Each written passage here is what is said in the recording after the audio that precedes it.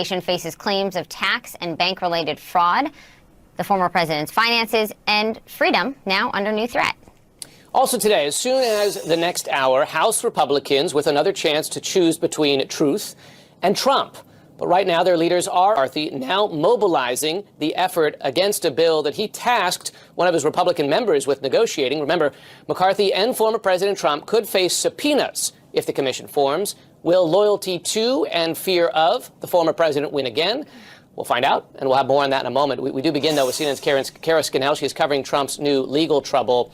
Kara, do we know what the potential scope of the criminal capacity here, as they're describing it, would involve? Well, good morning, Jim. So what we learned last night is that the New York Attorney General's office, which had been conducting a purely civil investigation, has now joined forces with the Manhattan District Attorney's office. And the AG's office, which is led by Letitia James, has been conducting a civil investigation into whether the Trump organization had improperly inflated the value of some of its assets in order to obtain bank loans or to get favorable tax treatment. These involve properties, including some of the skyscrapers in New York that are owned by Trump, as well as a family estate in Westchester County known as Seven Springs. Now, what we've learned is that the AG's office has joined forces with the Manhattan District Attorney's office led by Cy Vance Jr. That investigation is very similar in nature, and this is why there is this ability for them to work together here. Now, the AG's office last night told us that they recently informed the Trump organization. Here's what the spokesman said in a statement. He said, "We've informed the Trump organization that our investigation is no longer purely civil in nature. We are now actively investigating the Trump organization in a criminal capacity along with the Manhattan DA." Now, a source familiar with the investigation said that what this really means in practice is that a couple of the attorneys working at the AG's office have now joined forces and teamed up with the DA's office. So they're sharing their knowledge. They've been deep into the weeds of the Trump organization, and they will be able to use that and to work with Vance's office as they pursue this criminal investigation. Jim, Poppy? It's a big development overnight. Kara, thank you very much for your reporting on it. Former federal prosecutor Laura Coates joins us now to break this down. Laura, what does this mean for, obviously, the organization, but also for the former president? Well, this is increasingly serious for not only Trump organization, but for former employees, current employees, possibly the former president of the United States of America. I mean, the idea that you had these two independent investigations that were not introduced at the exact same time and for different reasons at different points in time have now joined forces all these months later. You have to wonder, what is the new information that led them to say we need to coordinate, to share information here? Remember, this largely began around the time that we heard from the former attorney and former fixer Michael Cohen admit to the inflation of assets and the depreciation of those assets, whether you're talking about tax benefits or trying to secure loans. And that has prompted what Cy Vance was doing. But now you're talking about the idea of how you're paying employees, Alan Weisselberg as well, and what he may have been doing as his executive in the corporation. All of this is a very, very long trail. And of course, you no longer have the idea of a sitting president. This is not a federal charge or a federal case. This could have extraordinary consequences that are very wide-reaching. And if they're coordinating, if they're making it known they're investigating, I suspect there is a way to follow this thread to something very meaningful. So the allegation hanging over this from the beginning has been that, in effect, Trump and the business were playing a double game, right? Inflating assets to get loans, deflating income to avoid tax liability. I just wonder, typically, does that kind of behavior lead to criminal prosecution or more likely in practice to lead to tax penalties? It's often in tax penalty, which is why you're talking about the elevation now to say it's not purely a civil matter any longer. Well, now you're talking about the intentional conduct, criminal conduct, not the idea of bureaucratic paper pushing, trying to secure the finances and the ability to get taxable income on what was depreciated or what you were able to have forgiven as debt. When it elevates the criminal context, you're talking about behavior that's far more nefarious. And we treat our criminal section versus our civil sections in our justice system differently, not because we don't value above board behavior, but because the penalties at stake are one, liberty, and the other, actually a check being written. To combine these two raises the stakes for the attorneys, and to combine it from not only the AG's office in New York, but also in Manhattan, says that this is something that is far more expansive, and there is some indication, if they're talking about criminal investigations, some indication that it merits there to be a penalty of the deprivation of liberty as well. Wow. Laura, it's interesting that the New York Attorney General's office didn't explain, A, what prompted the change, why now, and why they released it publicly. They don't have to do that. What do you think? They don't. Yeah, they don't have to do that, but the idea of saying, hey, we've now informed them, from that, sort of very terse actual explanation, they didn't say when they informed the Trump organization. They didn't inform them as to how long they've known about this, but the idea that it's no longer purely civil is one that they have now made publicly known. And you have to wonder, if you're doing that, are you putting people on notice who might be potential witnesses? We know that Eric Trump has already at some point, as part of one of these investigations, been interviewed, others as well. And so are you putting people on notice who might want to come forward in some way as a cooperator? Are you trying to essentially set a shot across the bow? They've got a lot of leverage already by virtue of this being a prosecution from two separate offices against somebody who is not shielded by his office in any way, even at the state level. So I do wonder, why now? What has come to light? And why the coordination, which can be quite rare between these two offices? Yeah, and you read my mind there, Laura. I was thinking cooperation witnesses, right? Could that happen here? Laura Coates, thanks so much. Now to the Capitol, where the fate of an independent commission, bipartisan commission, to investigate the deadly January 6th attack now rests squarely on Republicans, and there's a split. There is. Our Lauren Fox joins us on Capitol Hill this morning. Lauren, good morning. We've got House Republican leaders now urging their members to vote against it. I mean, essentially whipping them, even though I think they said they weren't going to do that. I mean, what does it mean for all of this, especially in the Senate? Well, yesterday, McCarthy and Scalise made it clear that they are opposed to this commission. And I think that was surprising to some Republicans who thought that their leadership would view this as a vote of conscience. Last night, Scalise's office sending out a recommendation that members vote against this legislation and to inform their office if they planned to vote for it. Now, they're arguing that is not explicitly whipping against the bill, but that this is a recommendation. But clearly, the implication here is that leadership is opposed to this bill moving forward. We still expect that there could be a few dozen House Republicans who vote with Democrats to create this commission, in part because John Katko, who was one of the leading negotiators on this bill, is supporting it. You also had a vote last night of the Problem Solvers Caucus, which is a Republican and Democratic bipartisan group. Many of the members in that group voted in their own caucus to actually vote on the floor in support of this bill. So we expect that there could be a few dozen House Republicans, again, willing to vote with Democrats on this. But your problem goes when you move over to the U.S. Senate. And I think that that's a significant factor here. You would need 10 Republican senators to actually pass this bill and create the commission at large. Right now, it's not clear that the votes are there. It seems that McConnell is opposed not to a commission at all, but to the current structure of this commission as negotiated. I mean, before a potential Senate vote, is it possible that they could negotiate changes? Well, I want to take you a little behind the scenes. In the Republican lunch yesterday, McConnell and other leaders walked their members through what some of the issues with the House bill are. And I think that was a key step for McConnell to sort of signal to members there are changes we would like to see. One of the issues that was underscored in this meeting was the fact that they are arguing that there is already committee work underway getting at some of the fact-finding pieces of what happened on January 6th, and that some of the efforts by a commission would be duplicative. And I think that that's important as you sort of think about how Republicans are looking and framing this. Now, that's not to say that they couldn't negotiate changes moving forward, but I think that that's a heavy lift. Again, things are still very uncertain in the Senate. It's possible that they get 10 Republican votes. You have some Republicans like Senator Mike Round, Senator Lisa Murkowski, Senator Mitt Romney, signaling that they would be willing to support a commission, potentially even the House-passed bill. But I think that there's still a lot of work to do, Jim and Poppy, and I think we'll get a better sense of that once the House passes their bill and sends it over to the Senate. Okay. Thank you, Lauren, very much. Joining us now to discuss, Jackie Kucinich, Washington Bureau Chief for The Daily Beast, and Rachel Babe, co-author of Senate Republican lunch that Lauren started to talk about just a few minutes ago. He laid out a number of concerns. He had two of his ranking Republicans on chairman come up and talk about the work they have been doing for the past 5 months to investigate January 6th. They specifically said that in the next couple of days, couple of weeks, there's going to be some sort of report coming out from these two committees talking about January 6th. The point was to sort of argue that perhaps this could be duplicative. He also raised concerns about the staff for this commission being chosen by a person who's going to be appointed by Democrats. He would want Republicans on this commission to also be able to hire their own staff. And that's something that he can negotiate with Schumer on. But some of these other concerns, he's not going to get addressed even through a negotiation. Another thing that came up in the lunch was the clock on this. The commission is set to finish their work by the end of this year before election season sort of kicks into high gear. McConnell and Republicans brought up the fact that this could very easily sort of spill into next year, which really would complicate their election message. Again, they see this as something that could hurt them if they're talking about January 6th when they're trying to flip the Senate. And so there's a concern, there's a political concern very much. And that's something that you can negotiate all night, all day. That's not going to change, I don't think. So, to you, Jackie, it's not for nothing. McCarthy got almost everything he asked for, by the way, in this deal. An equal number of Democrats and Republicans, subpoena power that they have to agree on before they subpoena someone. You know, it's like a kid asks for what they want and then they go stomp into their room when they get almost all of it. I mean, that is what's happening here. Our reporting from Jamie Gangel is fascinating overnight that this is about being scared. She says from a Republican source with knowledge, McCarthy got too scared and he can't let it go anyplace. And now you have Lisa Murkowski, a Republican in the Senate, saying this. Listen. Do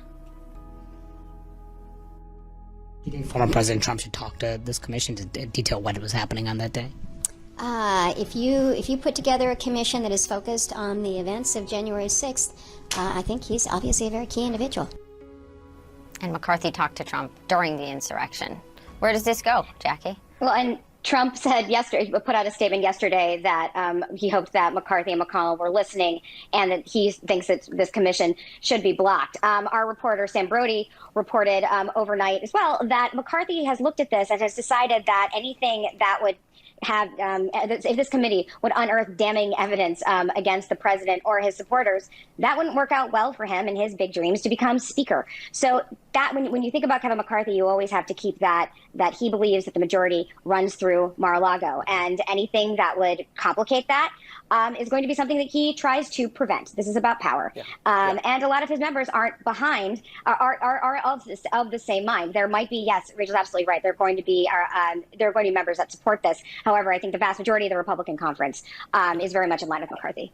Rachel Beda, Representative Benny Thompson, chairman of the Homeland Security Committee, he zeroed in on what he believes might be the motivation for McCarthy here, and that is his fear of being called to testify and speak to, for instance, as Poppy was saying, his conversations with Trump in the middle of this. I mean, how much of this is self-protective from the Republican leader?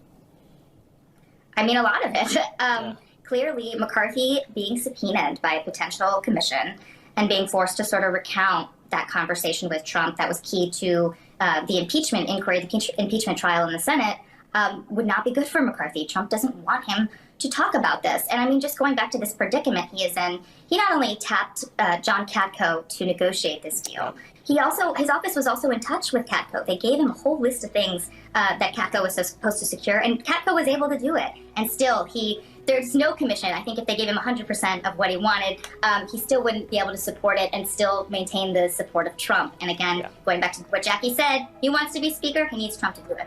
That sounds like a bad faith negotiation to me. I may be alone, but I mean, give them a list, go negotiate it, and say, forget about it. Jackie? Oh, no, I was just going to add to Rachel's good point about McCarthy potentially having to testify. We should remind everyone, the only reason we know that Trump spoke to McCarthy that day is because of Congresswoman Jamie Herrera Butler and her account of what McCarthy told her. McCarthy has not been forthcoming about what happened that day. We know it through other people. And I don't think he really wants the opportunity at this point to tell his side of the story. Thank you, ladies. Rachel Bade, Jackie Kucinich, thanks so much. We have a lot ahead this hour. Still to come, a district attorney in North Carolina. This morning, a big day and a major step towards back to normal life for millions of fully vaccinated New Yorkers. Starting today, and in line with the new CDC guidance, they no longer have to wear their masks indoors or outdoors, at least in most cases. Masks still required, though, on public transit, in school, and for those under 12 years old.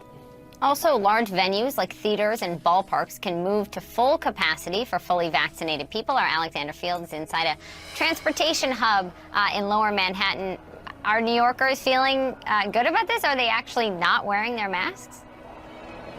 Look, New Yorkers are skeptical as always, Poppy. Here at the Oculus train station in Lower Manhattan, our masks are on because masks are still required whether you're vaccinated or unvaccinated when using public forms of transportation. These rules, again, when it comes to taking off your mask indoor or outdoors, only apply to the fully vaccinated, and there are exceptions. You've got to keep your masks on not only on public transport, but also in schools and other congregate settings, and of course, if you're not vaccinated.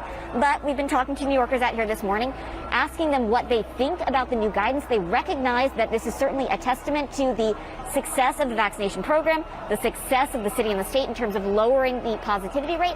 But those who are and those who aren't vaccinated both say they're feeling somewhat unnerved by the guidance.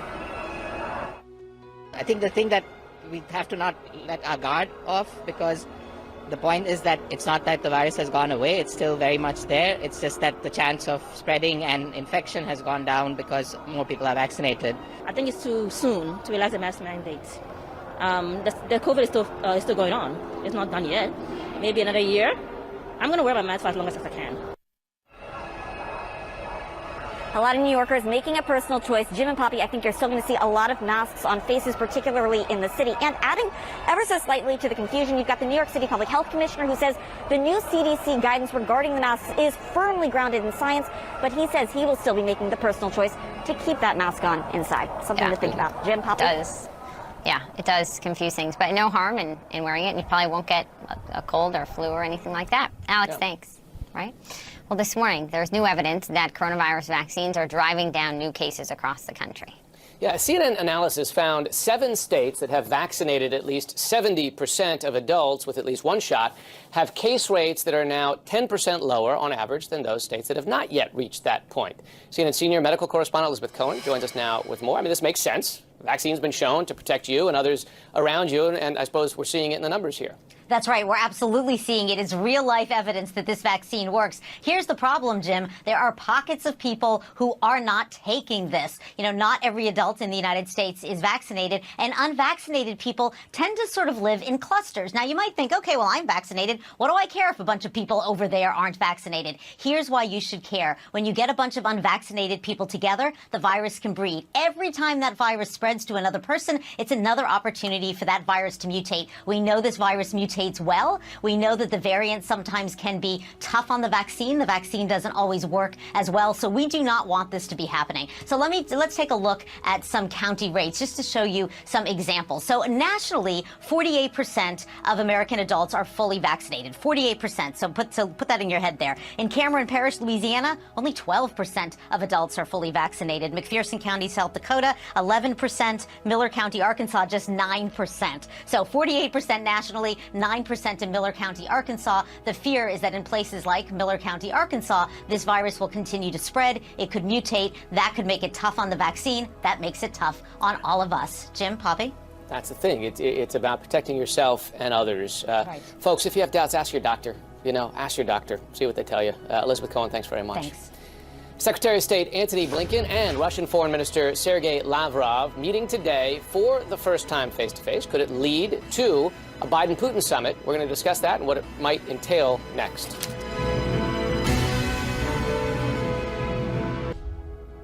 Sources tell CNN that no topics will be off limits when Secretary of State Antony Blinken and Russian Foreign Minister Sergei Lavrov meet just a few hours from now. This highly anticipated face-to-face setting the stage for a possible summit between President Biden and Russian President Vladimir Putin in a number of weeks. Sources familiar with the plan say no topics off limits in this talk, and there won't be any time limits. Joining me now to discuss, Fareed Zakaria, host of Fareed Zakaria GPS. Fareed, always good to have you on. Thank you, Jim. So big picture, as you know, Biden promised to be tougher on Russia than Trump. He said repeatedly during the campaign, Putin doesn't want me to be president. Has he followed through? Well, he followed through in a big way on the SolarWinds hack, you know, that massive hack that has been attributed to the Russians. The truth is that the Trump administration, as opposed to Donald Trump, was pretty tough on Russia.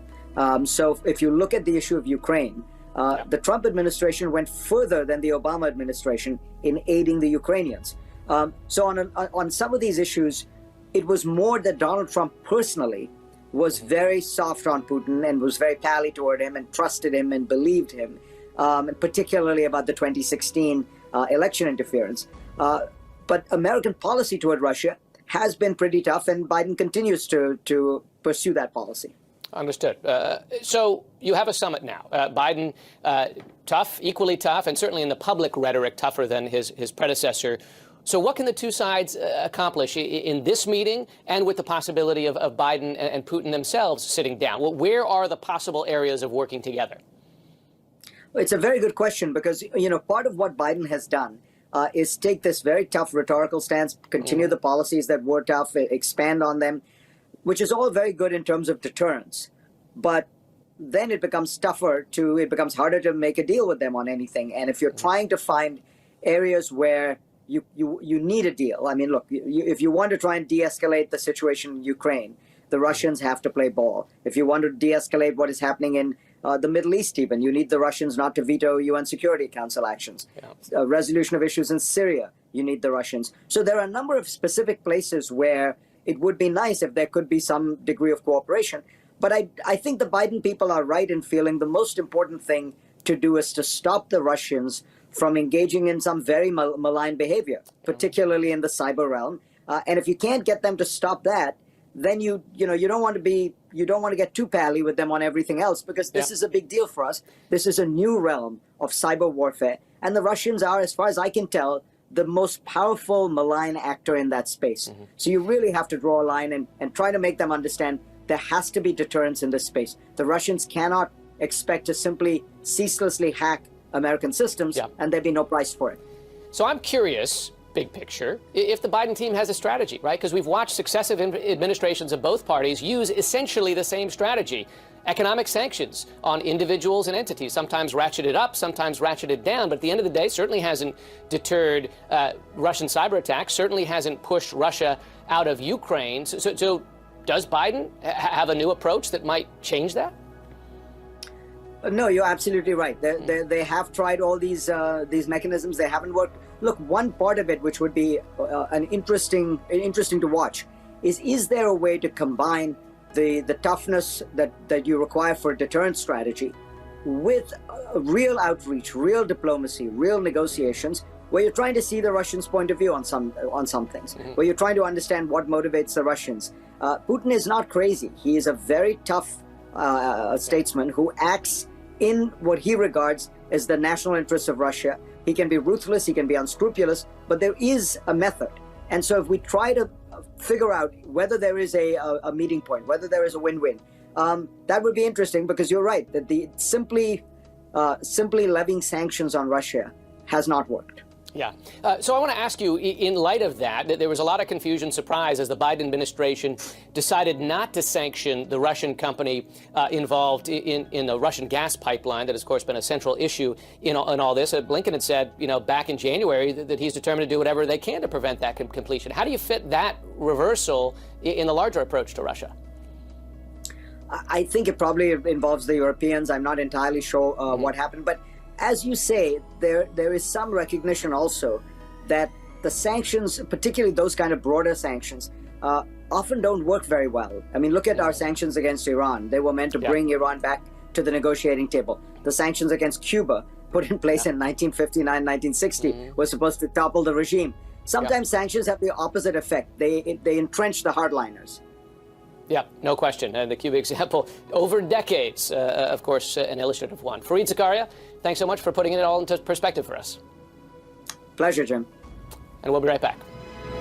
Building in collapse, and I've been in these buildings in Gaza before. You have multiple news outlets often there. I mean, a question is, was there an alternative, right? If it's an electronic issue, could you have targeted that office, that line, rather than blowing up the whole building? I do know that they gave a warning to journalists, which is why we had that video, so that they could get out prior to the attack.